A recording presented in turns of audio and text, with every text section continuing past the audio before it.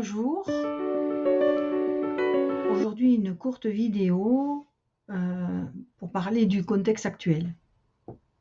Quand j'ai écrit mon premier livre, Nomme-moi ton ami d'en haut, c'est noté de petits coups de pub. Vous trouverez le lien directement sur mon site internet. On m'a parlé de la tempête sociale qui sera terrible. Alors, ça fait des années que je l'écris. On ne parle pas de révolution, mais de tempête sociale. Évidemment, je l'ai pris pour moi, pour la France, pour ma région, mais c'était pour le monde entier. Et puis, nous avons passé une crise mondiale en 2020, mais j'ai dit non, on n'est pas encore dans la tempête sociale. Puis, les personnes qui me connaissent m'ont entendu dire, on s'en approche, mais on n'est pas encore tout à fait dans le mur. Bon, bonne nouvelle, nous sommes dans le mur, la tempête sociale est là. Mais comme tous les murs, il y a différentes catégories. Nous avons du contreplaqué ou du béton armé. Alors, moi, je préfère, quitte à être dans un mur, que ce soit du contreplaqué plutôt que du béton armé. J'imagine que vous aussi. Mais nous y sommes, et tous ensemble. Alors, qu'est-ce qu'on doit en penser? Ça, c'est chacun qui est libre de penser ce qu'il veut. Mais comment moi, en tant qu'individu, je peux agir par rapport à ça? Alors déjà, c'est mieux d'agir que de surréagir, déjà.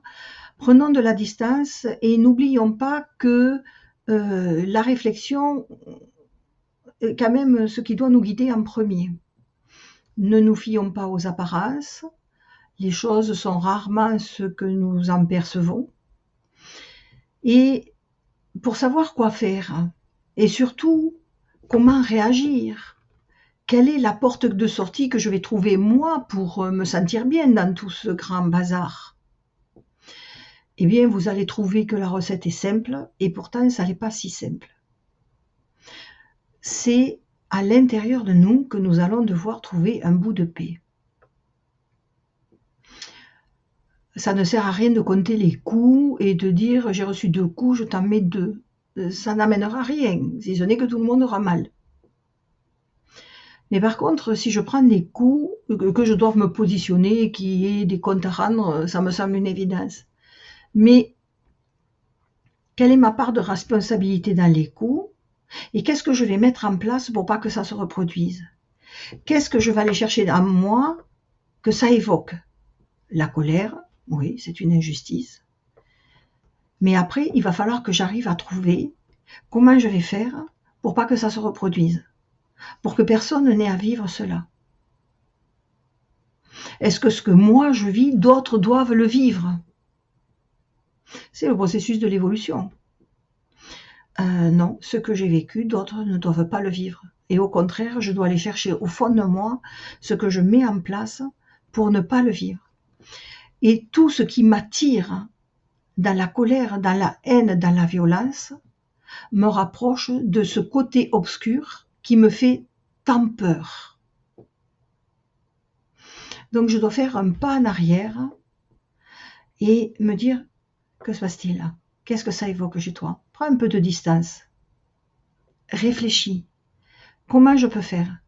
Je ne vous dis pas que c'est simple, parce que nous sommes dans le mur, mais le meilleur reste encore à venir. Mais après, n'oublions pas que nous vivons dans le même monde et on va devoir recréer les fondations. Mais on va les créer avec ceux qui sont autour de nous. Notre famille, nos amis, nos proches, nos voisins. On ne va pas tous aller se taper dessus. Alors, qu'est-ce que je dois en penser? Je dois en penser que je dois tout mettre en place pour garder la paix à l'intérieur de moi, à l'intérieur de mon cœur, la paix avec moi-même, pour justement me tenir éloignée de ça, pour montrer que plus je suis en paix avec moi-même, plus je peux avoir un raisonnement qui peut être juste, autant que se peut, pour moi et pour les autres. Et ensuite, travailler à cette reconstruction qui, de toute façon, n'en doutez pas, va arriver. Non, c'est pas pour tout de suite, c'est pas une bonne nouvelle, mais ça va arriver. Et puis, par expérience, sachez que tous les futurs sont écrits, qu'il y a déjà des horreurs qui auraient dû se passer qui ne se sont pas encore produites. Je dis pas encore parce que peut-être qu'elles vont se produire plus tard, mais peut-être pas. Et ça, ce sont mes années d'expérience qui me font parler. Parce que les actions que nous avons, l'absence de surréaction, les réflexions, peuvent empêcher certaines choses de déborder. Croyez mon expérience. Alors, j'ai envie de dire que si nous partageons cette façon de voir les choses, avec un peu plus de calme et de tranquillité, je ne dis pas qu'il ne faut pas se positionner, ça n'a rien à voir, bien sûr qu'il faut se positionner. Mais en étant dans le juste et avec la paix à l'intérieur de nous, vis-à-vis de nous-mêmes. Si nous ne laissons pas des colères, des résidus de colère qui n'ont rien à voir avec l'environnement, mais qui se réveillent par rapport à l'environnement, si nous arrivons à calmer tout ça, nous allons pouvoir œuvrer, dès que le moment sera venu, tous ensemble, pour remettre des fondations justes. Et les personnes qui me connaissent, qui savent qu'elles ont un rôle à jouer et quel est leur rôle, je sais qu'elles me suivent sur les réseaux, je les encourage à commencer. Le temps est venu pour elles de prendre un appareil photo, de prendre des cartes de journaliste. Les personnes se reconnaîtront. Leur travail, pour elles, a commencé. Nous comptons sur elles. Je vous souhaite la paix, vraiment, au plus profond de vous-même et pour vos proches. À bientôt.